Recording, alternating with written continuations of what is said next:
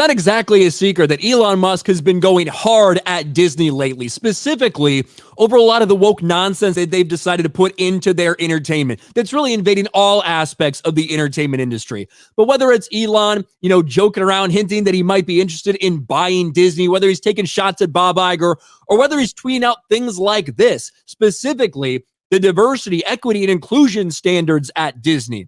An anonymous source sent me this from Disney. It's mandatory institutionalized racism and sexism.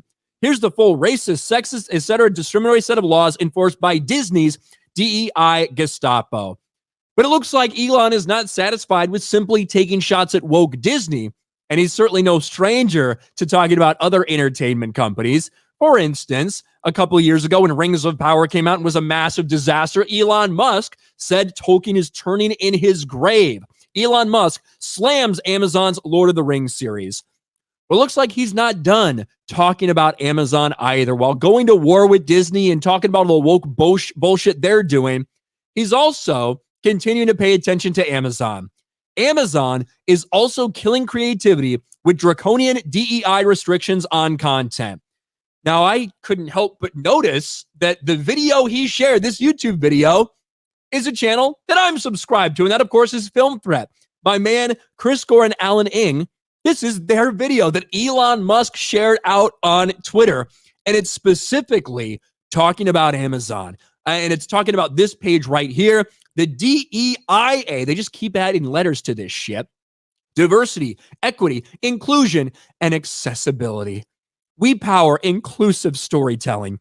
Amazon Studios and Prime Video is a home for talent of all backgrounds, and we're working to tell stories that represent the joy, depth, complexity, and drama that exist across our world. Join the customer and content, diversity, equity, inclusion, and accessibility team as we unite with our creative community to tell these stories more inclusively than ever before. By more inclusive, you just mean shittier.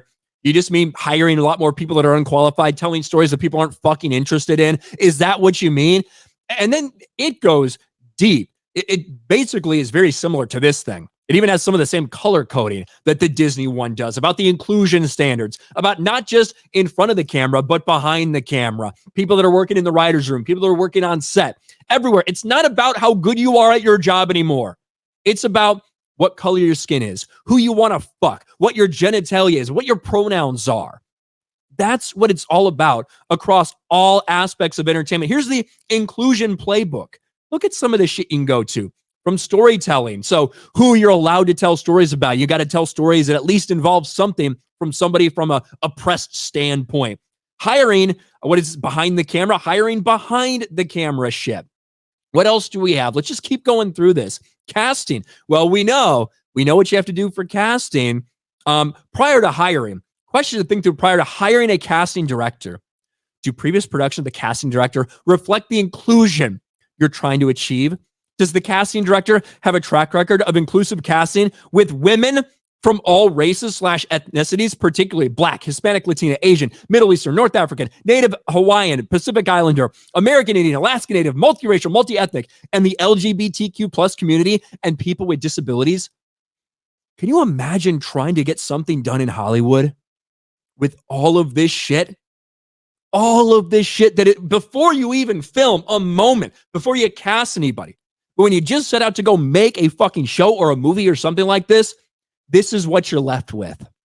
This is one of the things that happen. This is how we get to the bastardization of Lord of the Rings. This is how we get to the absolute desecration of Tolkien's world with things like this. It's honestly a miracle that we end up with things like Terminalist and the Reacher series that are actually good, decent shows. It's amazing that those are able to come out of a company that's pushing all of this bullshit behind the scenes. So Elon making it very clear that he's not just going after Disney when it comes to woke bullshit in entertainment. He's going to go after anybody, including his billionaire friend Jeff Bezos and Amazon. Awesome to see him tweet out Film Threat's video about this. Gets a lot more eyes on it as well. Shout out to Elon. Shout out to Film Threat. But let's hope people continue to call this shit out for what it is, because it's shit. It's bullshit what they've been doing to entertainment, and it took a lot of people a long time to wake up to it. But finally, people are realizing it's not just Disney. It's a lot of people that are pushing this garbage in the entertainment industry.